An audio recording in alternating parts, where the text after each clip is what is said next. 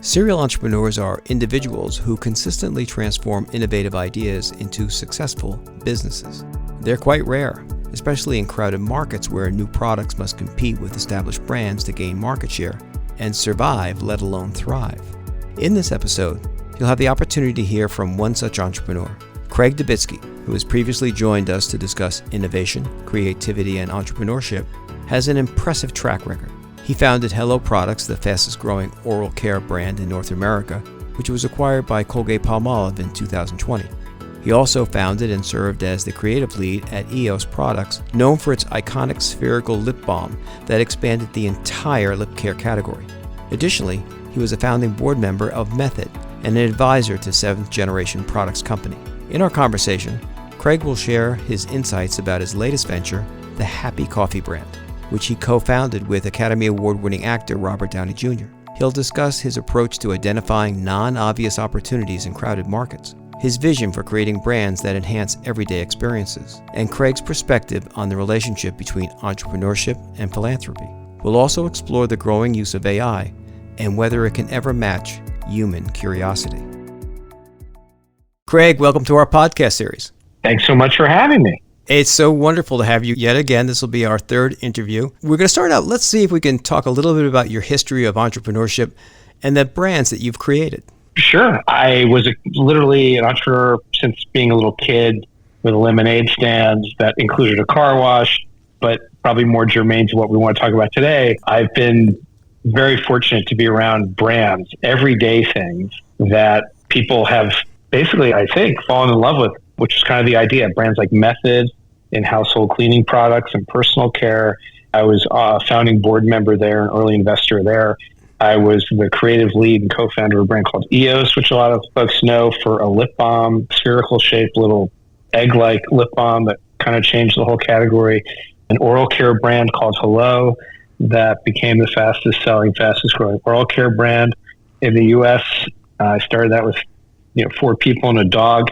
And I have a new brand called Happy that is entering into the coffee space. So I'm very fond of daily use type items where there's an ability to change the narrative a little bit through design and storytelling.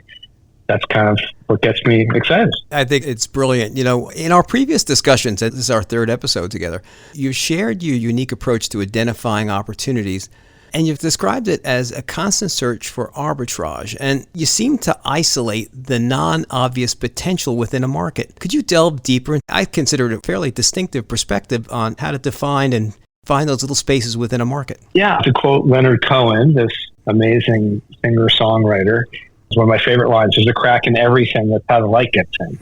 So I'm always looking for the cracks.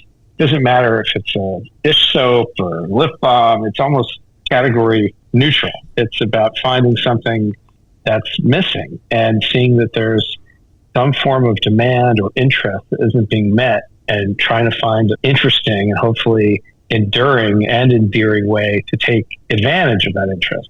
I don't mean take advantage in a negative sense. I mean, access delight and leverage that to get people excited about what you're doing, creating, bringing into the world. But yeah, there's arbitrage everywhere. There's just this discrepancy between what people are really pining for and sometimes not even knowing that they really want, and what's readily available. And if you can sort of bridge that gap, there's incredible opportunity there to create some magic. You and I have talked about what you saw in the toothpaste market when you introduced Hello Toothpaste, but let's talk about Happy Coffee a bit.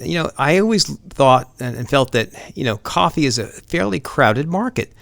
What was the crack or that little area within the market that you found the space for in launching Happy Coffee? Great question. I think there were a few areas that were kind of ripe for a different way of thinking. And I tend to call this emotional innovation. Lots of people talk about innovation, capital I innovation. Usually that means something, technical and very sophisticated. And I think there's a whole realm to tap into emotional innovation, a different set of needs that really appeal to people in a very deep and meaningful way that can't always be described with simple words or actions. And when it came to coffee, there were just a lot of tropes in coffee, and I don't want to sound untoward with respect to other brands, but there seemed to be a lot of we'll go with mature legacy brands that talked about things in a way that didn't seem very, just didn't seem modern, contemporary. And then there were newer brands that were coming out that were very sort of extra esoteric, talking about, just geographic minutia with this air of superiority, like, these beans are, handpicked by unicorns and stuff. So there seemed to be like just some esoterica or some very sort of base kind of stuff. Oh, we've been around for hundreds of years. This brand, your grandparents were drinking it. And then there seemed to be just this plethora of very masculine type of brands, a very aggressive brand. A lot of imagery that seemed a little dire. There's lots of brands with death in their name now. And I don't know about you, but I'm trying to steer clear of anything related to death, personally. So there were just, lots of devil heads and automatic weapons and very, like overtly, I would say, masculine themes and aggressive themes that were popping up in coffee. And oh, by the way, last I checked, I think 80% of most of these purchases happened to be made by women. So it just didn't seem like there was something that had the emotional connectivity that I personally think a modern imbiber would be after. Something that spoke to them in a different sort of way, other than like, our beans are magical. I've been hearing about magical beans since, Jack and the Beanstalk when I was a little kid. Like, I don't think there are magic beans. And so, when I started the company, I started with Robert Downey Jr., which is a whole, maybe another wild story.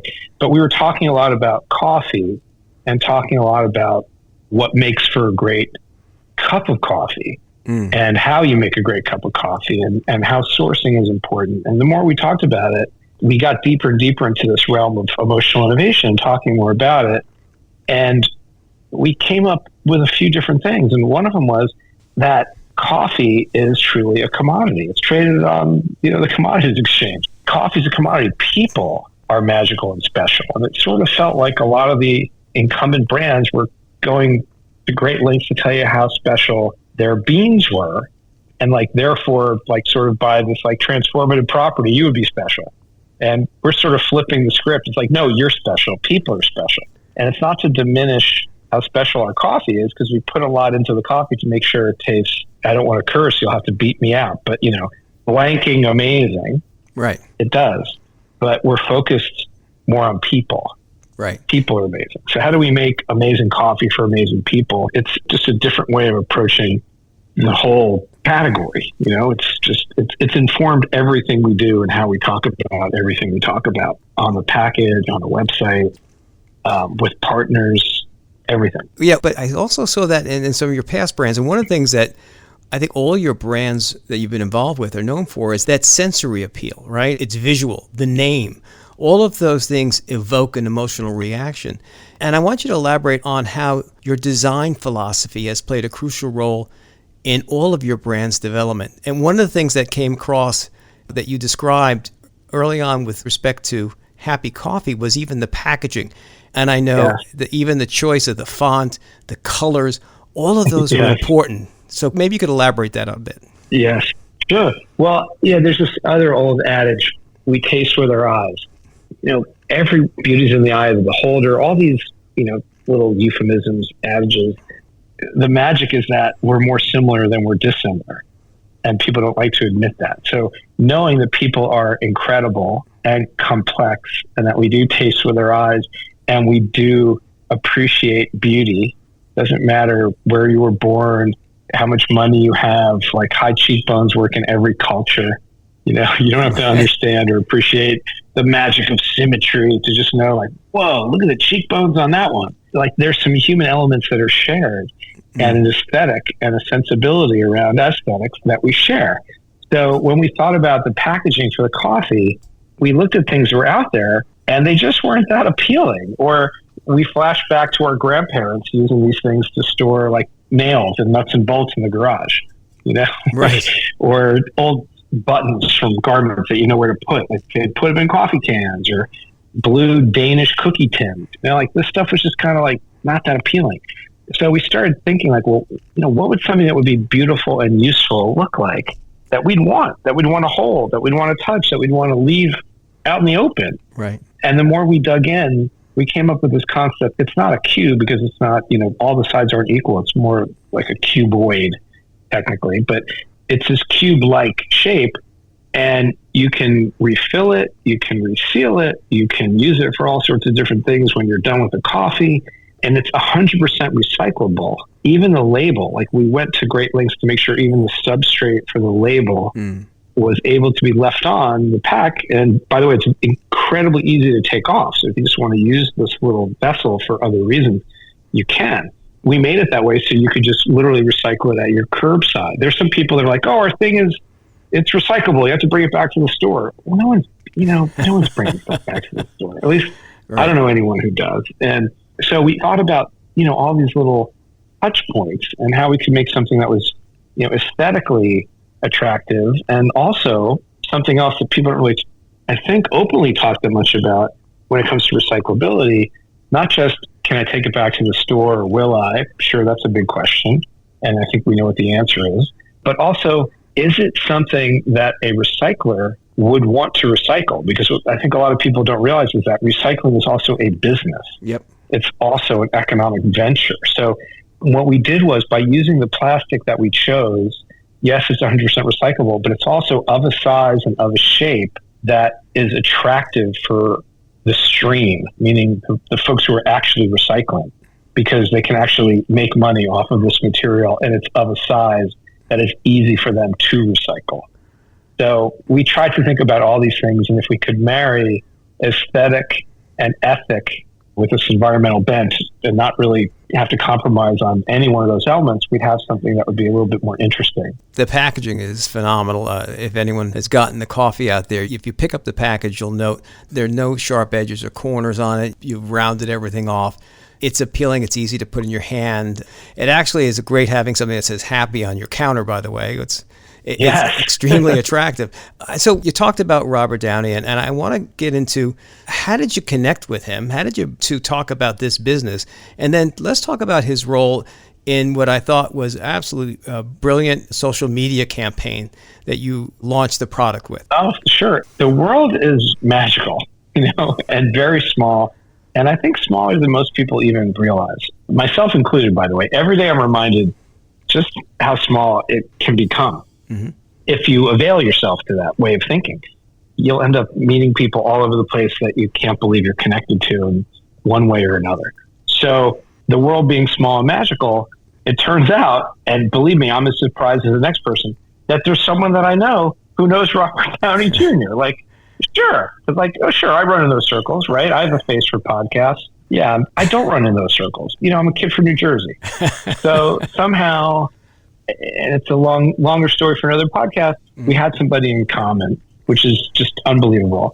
And this person knew that I was interested in coffee and that I was having discussions around, how a new kind of coffee company could work and what it would sound like, and, just happy, And I got this call, and it was like, hey, I don't know if you're interested in having a partner or a co-founder, but I know someone who's pretty cool and pretty special, and they want to start a coffee company, and they're really serious, and like, would you be willing to talk with them? And if I'm giving any advice to anyone, I would say this as a priority bit of learning for me over the years, a few decades now. Say yes to things. Yes. Like, I can't tell you how many meetings I've had, calls I've had where I have no idea what's going to happen. It doesn't even matter. If someone I know says, would you like to meet with somebody? Or I was thinking about you for something, just go with that. So I was like, sure. I had no idea the person I was going to be talking to was Robert Downey Jr. And we had this wild conversation. And then we had another conversation that was even more wild, that went on for like 3 hours and 40 minutes that I was not expecting to have. And I don't think he was either. We had this initial, this like one-on-one super long call that started out with me saying, no disrespect, I don't know anything about you. I didn't want to learn anything unless you told it to me. And next to me was this strange guitar, and he knew what kind of guitar it was. And we got into this wild conversation about music. And next thing you know, we're singing deep cut esoteric lyrics to one another because we're basically the same age. I think he's like 4 months older than I am, 5 months older than I am. And it just didn't stop. And we just had this incredible conversation. And it just kept going. We talked a lot about coffee. To say he's deep into coffee is an understatement. Like, it's a really big part of his life. And he loves coffee. He's incredibly knowledgeable. Like, we would give him different coffees and he would be able to tell us like which coffee came from the highest to the lowest elevation by tasting his coffee. I'm like, how do you know that? He's like, dude, I really like coffee. Like, he's really into coffee. So anyway, so we became, I don't want to overstate things, but, we became fast friends and ultimately co-founders and partners. And he's the greatest. He's an incredibly, like, I'm going to stress it, bright, fast, brilliant, funny as all get out person. And he's an incredible human and an incredible partner. So I feel very lucky. Now, it's worked out. It's worked out great. It certainly has worked out because I loved your social media campaign centered around the Super Bowl when you introduced the product. And maybe you could just talk about that a little bit because that was just marvelous. Yeah, I certainly love improv, but I'm not a practitioner. And Robert is, like I said, he's quick. We were shooting a bunch of stuff for Happy, just general, like different content, different ideas we had. And this crazy idea came up, well, the Super Bowl is coming, and like, what can we do? And it was like, well, what if we called people and I gave them the day off. Like, I talked to their bosses. I mean, it was so fluid and so funny. We're like, you're really going to do that? And he's like, yeah, it'd be fun. Like, he's fun. Like, he's genuinely fun. I think this idea of like renegade creative is part of his ethos. Like, I think that's where he lives, And so we did this really fun thing, and it was all about how the day after the Super Bowl, the Monday, is not exactly a happy day for some people. And that, like, he was going to call people's bosses if they had a good enough excuse. He'd just make one up and get people the day off. Like, basically Zoom or FaceTime or whatever the video medium was. It was Zoom, actually, with their bosses and get them the day off. It was really funny. And yeah, we won a Webby Award. And the other thing that was so much fun about it was it had nothing to do with coffee. Exactly. Right. I think one of the things that I also took away was you made a significant decision to provide an equity stake for the National Alliance on Mental Illness. And could you share a little bit of the thought process behind how you came about to think, okay, I want them as part of this? What was the genesis of that? Sure. And I'm so glad you're bringing that up and that you know this. It's a really important part of what we're doing and why we're doing what we're doing. I was on a call with Downey and we were talking about happy and happy as a word and happy as a word mark and a name. He said, I get it. It's cool. And like, what an interesting name for coffee and or really any product. Like, we can trademark that word. And he just said, not everybody's happy. It was a really interesting comment. And we sort of both had this moment of pause and we started thinking about it. And my bride is a Ph.D. in clinical psychology. And I started talking with her about this. And like, Robert and I talked more and it was like, well, is there something we could do? Like, what could we do? Is there anything we could do? Since, coffee makes people happy, happy makes their coffee. I get it. That's novel and cute and fun. But like, is there anything else? And my wife said, well, there's this amazing organization called NAMI. And I said, well, what's that? Oh, it's the National Alliance on Mental Illness. It was started, decades ago in the Midwest, a bunch of moms sitting around their kitchen table. Fast forward, it's the largest grassroots mental health organization in the country. They developed and operate 988, which is the 911 of mental health. If you have an iPhone and you look at the health app, NAMI is now baked into the health app, which is pretty cool. So there's a mental health section.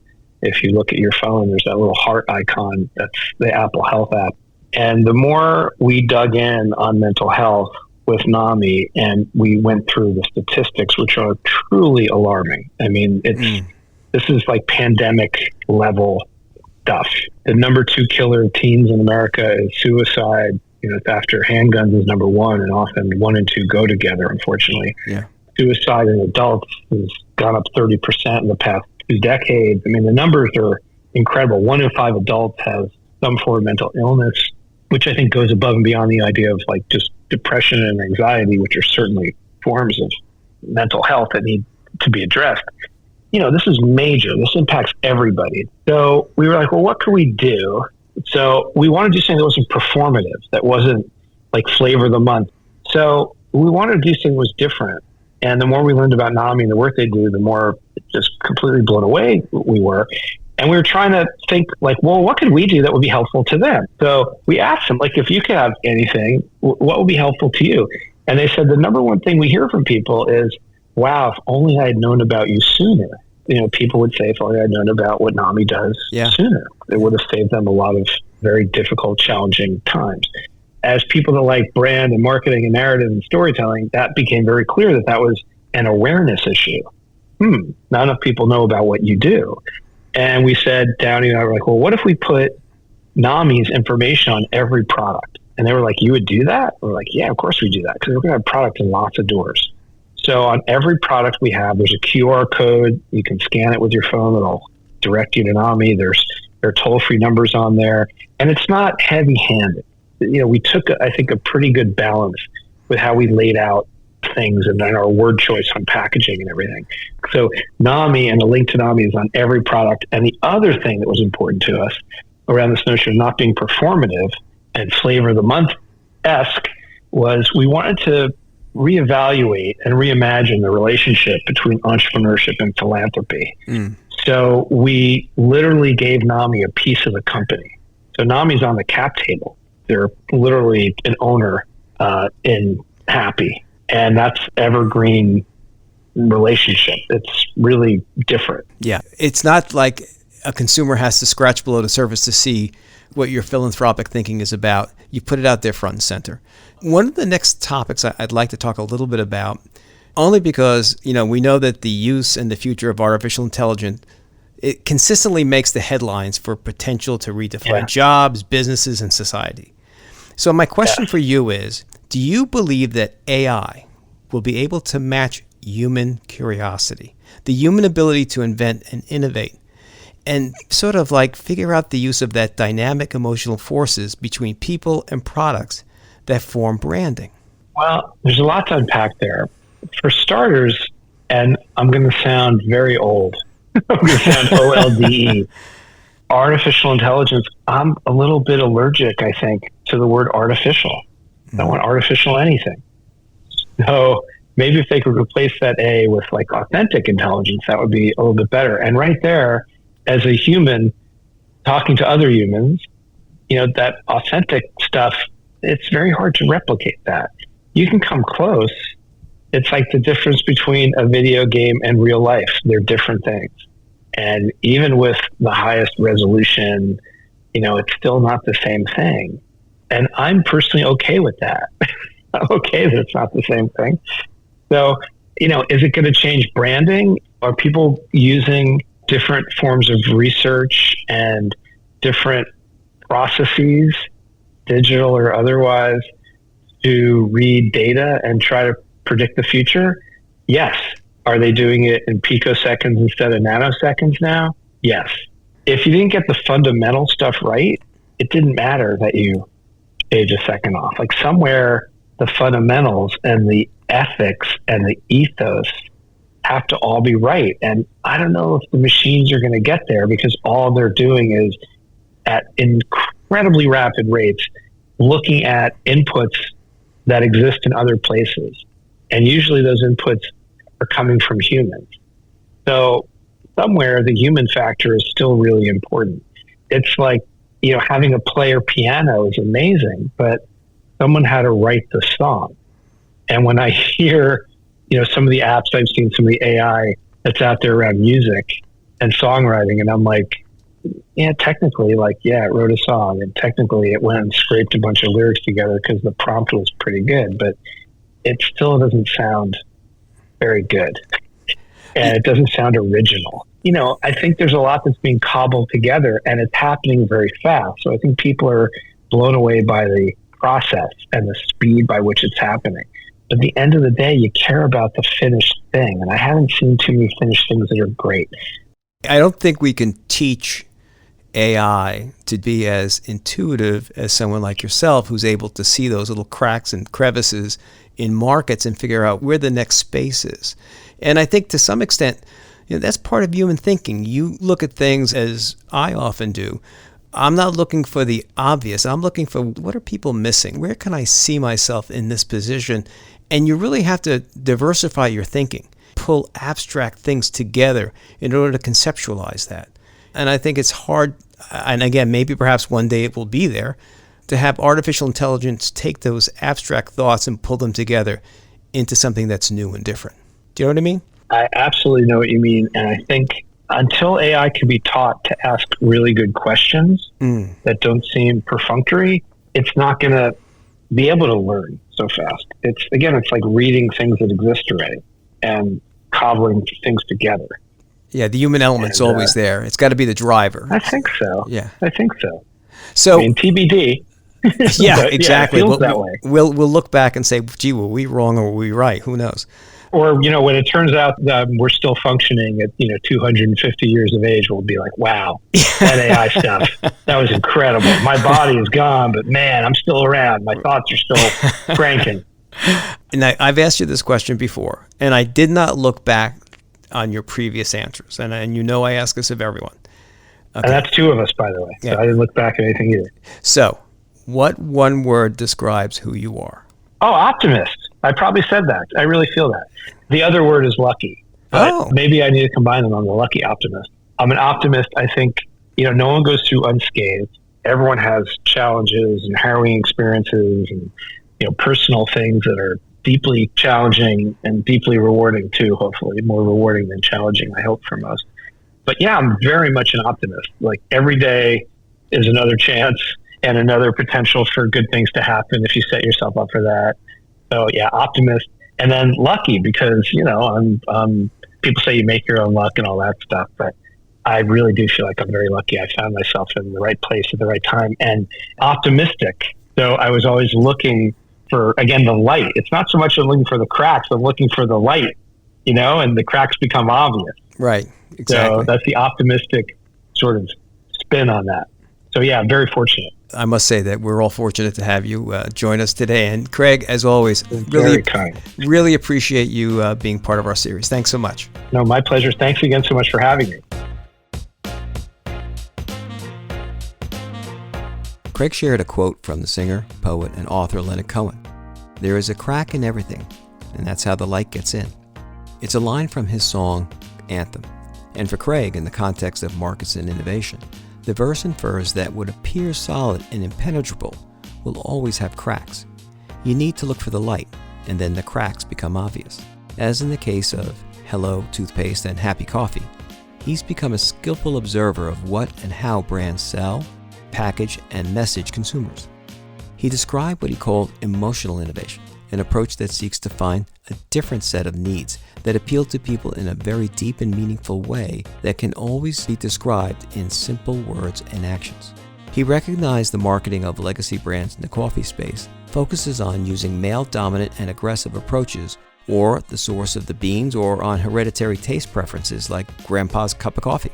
Instead, Happy Coffee concentrates on a clear, contemporary, positive message, something that spoke to consumers differently and tapped into the aesthetics that are attractive to a significant cross-section of consumers. Happy Coffee's marketing included several promotional innovations through social media and online campaigns. Craig highlighted their Webby Award-winning Super Bowl campaign, which leveraged his co-founder Robert Downey Jr.'s celebrity power. It's an example of trying fresh and new marketing ideas. Craig also discussed how they reimagined the connection between entrepreneurship and philanthropy. They used their product as a platform to create awareness about NAMI, the National Alliance on Mental Illness, the nation's largest grassroots mental health organization.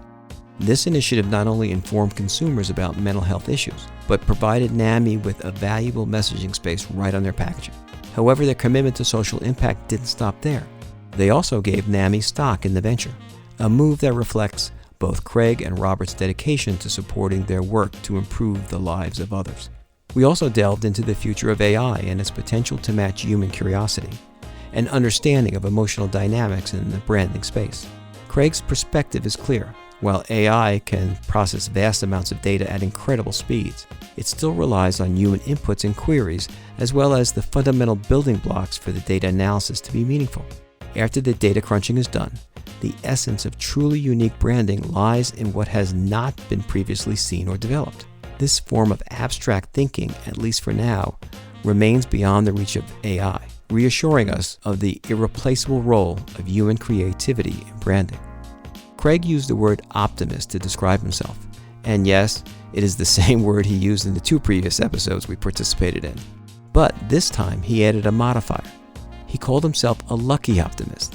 He said, "I found myself in the right place at the right time and optimistic." Every day, there is another chance and potential for good things to happen if you set yourself up for that. And by the way, as a footnote to our interview, it's been several months since I recorded this episode, and I wondered how successful they've been. And I'm going to quote from a recent Forbes article. Happy Coffee has achieved remarkable growth, reaching over 30,000 distribution points. By fall of 2024, the company expects to surpass 50,000 points of distribution, including placements in major retailers such as Walmart, CVS, Target, Sprouts, Amazon, and Kroger, adding to the brand's accessibility and appeal. Thanks to Craig for sharing his insights and being part of our podcast series.